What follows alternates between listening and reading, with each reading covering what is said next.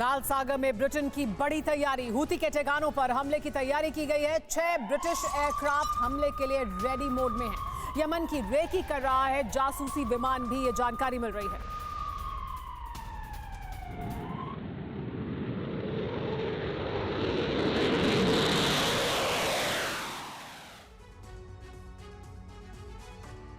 तो एक रात में अमेरिका की अगुवाई में 5 देशों की टास्क फोर्स ने ऐसा भीषण हमला किया कि हूती के 73 ठिकाने जल गए। इसके लिए अमेरिका और ब्रिटेन ने बहुत ही विनाशक हथियारों का इस्तेमाल किया। अमेरिका और ब्रिटेन ने 1 दर्जन घातक हथियारों से हमला कर हूती से विध्वंसक बदला ले लिया। हूती पर हमले के लिए जिन हथियारों का इस्तेमाल किया गया है वो सभी विश्व विनाश के हथियार हैं। तो सवाल यही है कि क्या हूती पर हमले के साथ ही तीसरा विश्व युद्ध शुरू हो गया है?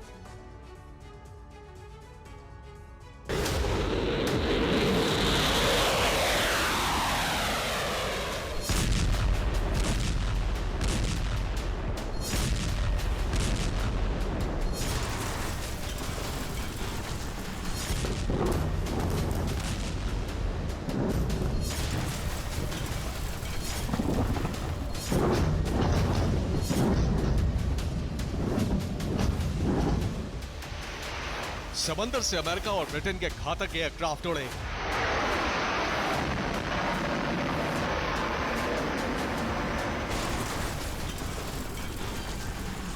यमन में हूती के ठिकानों पर बम और मिसाइलों की बेजोड़ बरसात की।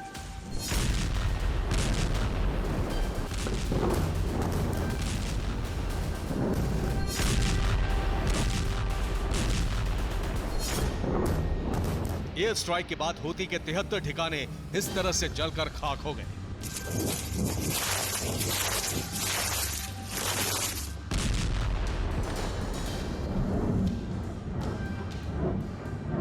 TV9 भारतवर्ष ने अपनी रिपोर्ट में जिस बात का ऐलान कई बार किया था, अमेरिका ने वही कर दिया। अमेरिका और ब्रिटेन समेत 5 देशों की टास्क फोर्स ने हूती से अब तक का सबसे बड़ा बदला ले लिया।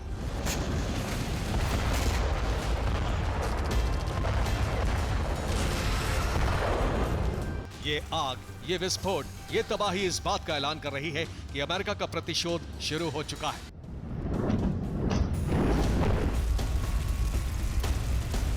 सुपर पावर ने बहुत पहले ही चेतावनी दे दी थी।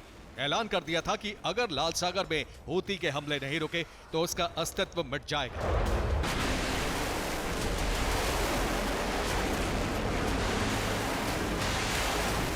बाइडेन की फाइनल वार्निंग के बाद भी लाल सागर में हूती के हमले नहीं रुके। हूती लगातार बैलिस्टिक मिसाइलें दागता रहा।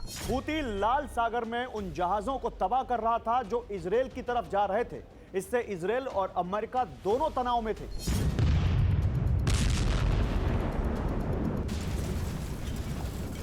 हूती हिमाकत से बाज नहीं आए तो लाल सागर में अमेरिकी टास्क फोर्स के एक्शन का आगाज हो गया।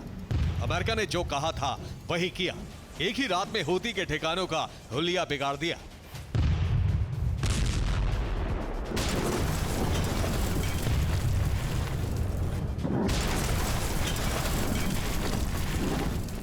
हूती पर यह अब तक का सबसे बड़ा आघात है। हमले के लिए अमेरिका और ब्रिटेन ने एक से बढ़कर एक घातक हथियारों का इस्तेमाल किया।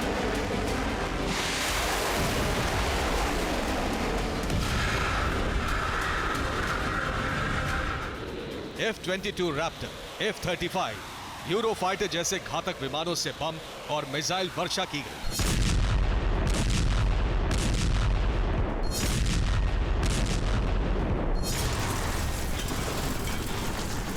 इसके बाद वही हुआ जो होना था।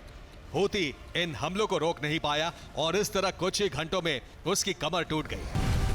अमेरिकी टास्क फोर्स का हमला शुरू होते ही ग्रेट वॉर ऑफ अरब की शुरुआत हो गई। यमन से लेकर ईरान तक हाहाकार मच गया। ऐसा इसलिए क्योंकि हाल फिलहाल के सालों में अमेरिका ने किसी भी देश पर इतना बड़ा हमला अब तक नहीं किया है।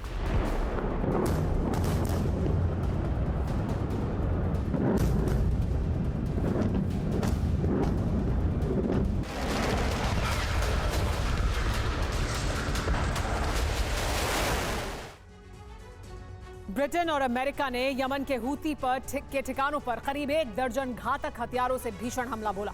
ब्रिटेन ने यूरोफाइटर से प्रहार किया। इस एयरक्राफ्ट की रेंज है 2900 किलोमीटर। ये 2495 किलोमीटर प्रति घंटे की रफ्तार से उड़कर हमला करता है। यूरोफाइटर एयरक्राफ्ट से ब्रिटेन ने पेववे बम बरसाए। ये बहुत ही घातक बम है। पेववे जीपीएस से गाइड होता है, इसलिए ये बहुत ही सटीकता से हमला करता है।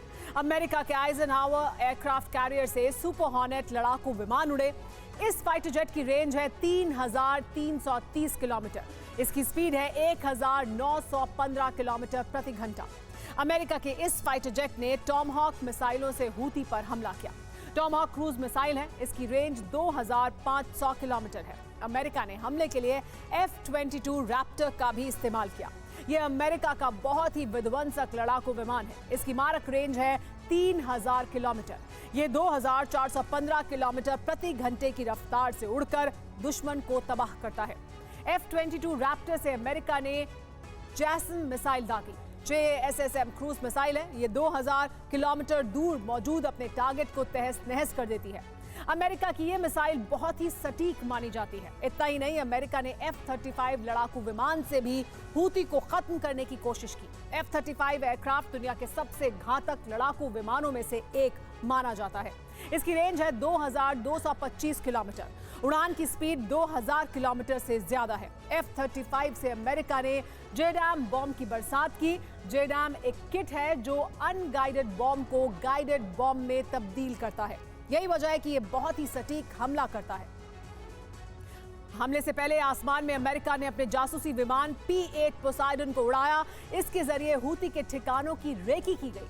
टारगेट ढूंढने के बाद अमेरिका और ब्रिटेन ने हूती के 73 ठिकानों पर हमला बोला। हमले के दौरान भी अमेरिकी सर्विलांस विमान आसमान में उड़ान भरकर हूती की हरकतों पर नजर रखता रहा। सबसे बड़ी बात यह है कि हूती को सबक सिखाने के लिए अमेरिका ने USS फ्लोरिडा पनडुब्बी का इस्तेमाल किया। ये एक क्रूज मिसाइल सबमरीन है। इससे हूती के ठिकानों पर टॉमहॉक मिसाइलें दागी गई। टॉमहॉक बहुत खतरनाक मिसाइल है। ये 2500 किलोमीटर दूर मौजूद टारगेट को एक झटके में समाप्त कर देती है।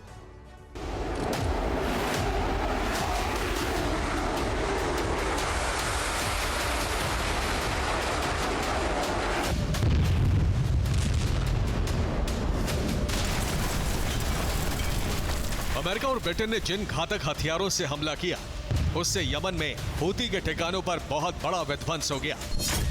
हमले में हूती के command centre, production centre, missile गोदाम, missile launch site, military site और डिफेंस सिस्टम, ये सभी तबाह हो गए।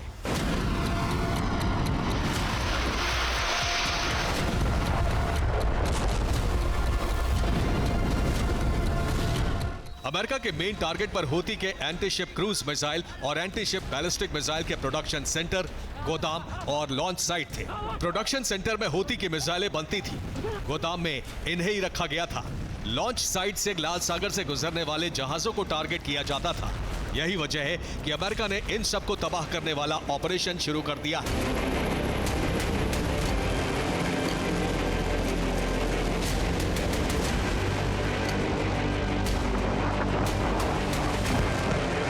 हूती के पास एंटी शिप क्रूज मिसाइल और एंटी शिप बैलिस्टिक मिसाइलों का बहुत बड़ा जखीरा है। यही मिसाइलें उसे विध्वंसक बनाती हैं। हूती के पास कितनी तरह की एंटी शिप क्रूज मिसाइलें हैं, पहले उन्हें जानिए।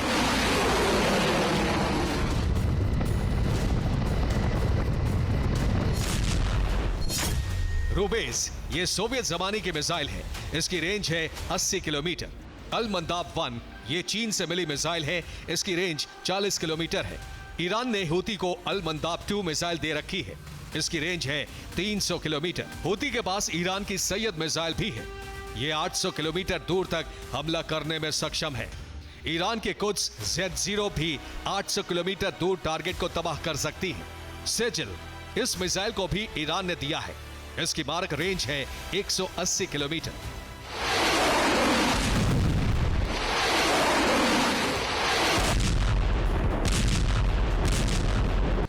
एंटी शिप क्रूज मिसाइलों के अलावा यमन के हूती के पास 6 तरह की खतरनाक एंटी शिप बैलिस्टिक मिसाइलें भी हैं।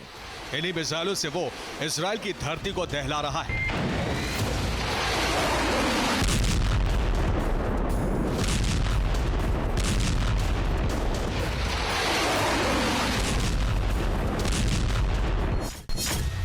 मोइत सोवियत जमाने की एंटी-शिप बैलिस्टिक मिसाइल है। इसकी रेंज के बारे में पता नहीं। हूती के पास ईरान की आसिफ मिसाइल है।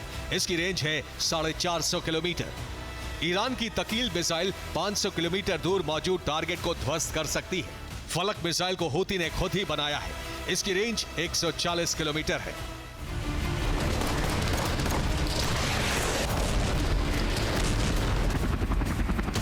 मिसाइलों का यही वो जखीरा है जिसके दम पर हूती अमेरिकी जहाजों और अमेरिकी बेस पर हमले कर रहे हैं।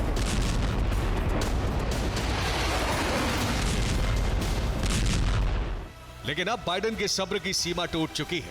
अमेरिका की अगुवाई में 5 देशों की सेनाओं के हमले शुरू हो चुके हैं। हूती का अंत निकट आ गया है। ऐसा लग रहा है कि हमास से पहले हूती का अस्तित्व समाप्त होने जा रहा है।